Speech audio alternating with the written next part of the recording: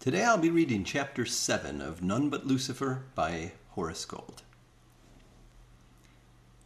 Hale's sense of victory grew overwhelming. There really was something to be excited about. He was master of half the earth. Lucifer and Hale, partners. The power he imagined himself wielding was heady stuff. He had to fight to maintain his balance. "What can I count on getting out of this partnership?" he asked almost soberly. Johnson clapped him on the shoulder. "Responsibility, my boy. Mainly that. Running the world is a mighty big job, you know." "I mean for myself." Johnson smiled knowingly. "A practical, self-seeking fellow. That's fine.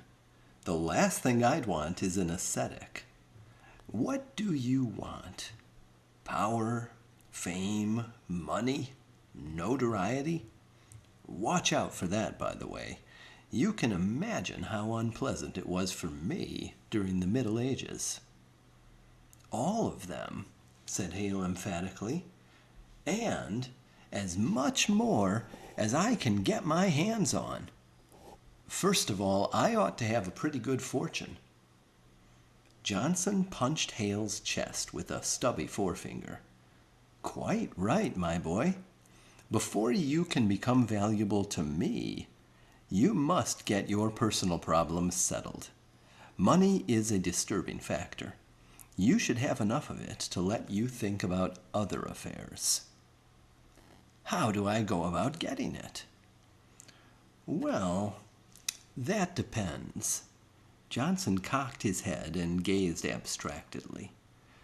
"Being my partner doesn't imply black magic, you know. When you want money, you don't mumble some nonsense or mix up a horrible smelling brew and there it is." Hale's eyebrows shot up. "Oh, come, William. You ought to know better than that. Running hell on an efficient basis happens to be my business, and I run it the same as any other businessman runs his business, by practical, common-sense methods." "Then where's my power?"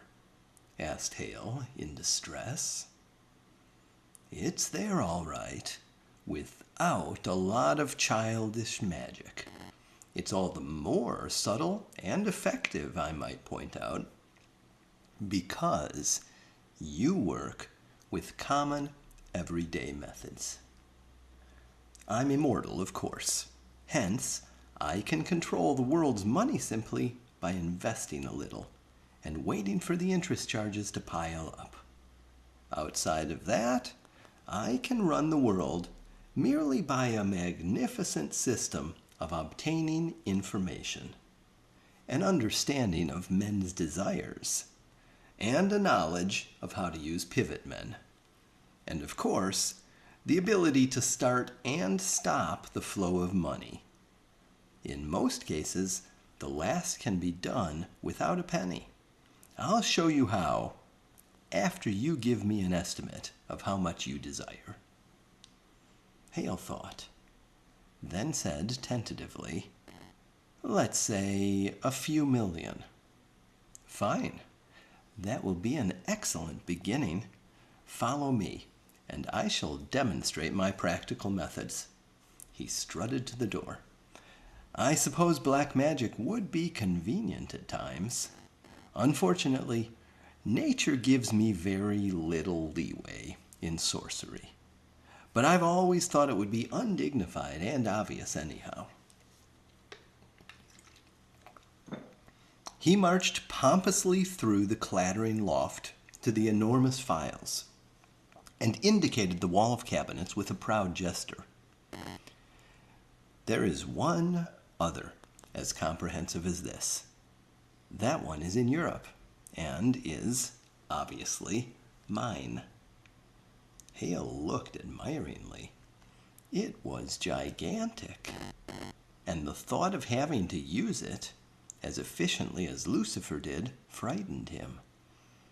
"I don't see how I'll get the hang of it," he admitted. "It's simplicity itself. A child could run it blindfolded. Here." He moved heavily to a drawer. "We're after stock market. Occasionally, you'll find cross-references. The system is a simple affair of cross-filing." "But so many people." "What do you mean?" "Why, keeping track of everybody." "Oh, don't be silly. It's enough to keep track of trade and production and social, political, and economic movements, with the key figures in each category, their influence, their motives and objectives, and what effect certain stimuli will have on their own categories and on society in general." He motioned away several office workers who hovered around and pulled the drawer out on its rollers. Flipping through the A's, he orated, "Here's aircraft stocks, with a list and analysis of every owner large enough to affect the market." He pointed at one name. "This man has powerful allies. For several years he had been unfortunate in his stock manipulations. You understand, he was anxious to recoup his losses, but cautious. Consequently," Johnson twinkled, "rumors began circulating among his omniscient financial circles. He investigated, very secretly, of course, and discovered that the government had authorized the sale of airplanes to friendly nations on a cash-and-carry basis, but it would still amount to plenty. He saw the advantage of controlling the market for aircraft stocks, so he borrowed millions of dollars from his allies." Hale had listened without much comprehension. "I don't see how that'll help me." "I don't expect you to, yet. We could use any of 1,000 men to get your fortune. This one will serve a number of purposes. Let me continue. By giving this secret information to several influential persons, I can create a tremendous uproar in the newspapers and in Congress. Do you grasp the significance? I have sedulously nurtured the policy of isolation. The furor against its violation will entrench it more strongly. Within a few minutes, after I have revealed the secret, this manipulator will be informed. His stocks will toboggan, and he will have to sell as quickly as possible to get out from under." "I see," said Hale, in the tone of one who doesn't see at all. "But what do I do?" "You." I thought it was obvious. Johnson shoved the drawer back and guided Hale back to his office. He motioned at the telephone. "Ask the operator to get you Titus Farnsworth." "Thank you," said the operator, and Hale could have sworn that she added, "Mr. Hale?" He jerked his head up and stared quizzically at Johnson, who said, "What's the matter?" "I thought—" "It's nothing. What do I say?" Johnson smiled expansively. "Tell them to buy all the aircraft stocks they can get their hands on after the market has slumped enough to be near bottom. They'll be able to judge. I trained them myself." "But the market'll be going down." "Do as I say. And just tell the girl this is the office of Alexander P. Johnson." Hale did so. Presently, a male voice rumbled. "Hello, Farnsworth speaking." "Go on," Johnson prompted. Hale nervously repeated Johnson's instructions. "Yep, I got that. Any idea how heavy you want to buy?" Hale put his hand over the transmitter and repeated the question.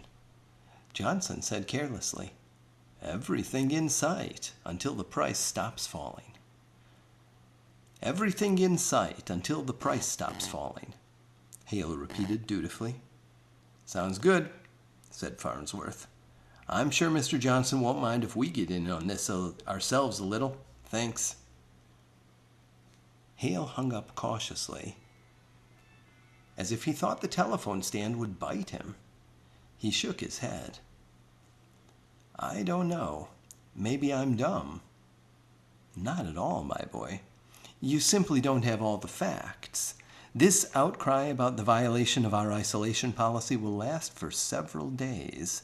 The small speculators always sell on a falling market and buy on a rising one. The speculator we have set out to strip is cleverer than that, but this time he has overreached himself by too much borrowing. At the end of that time, the government will devise an explanation that will soothe everybody about how by selling aircraft abroad, we can step up production, thereby reducing cost per unit and giving our aircraft laboratories facilities for experimentation.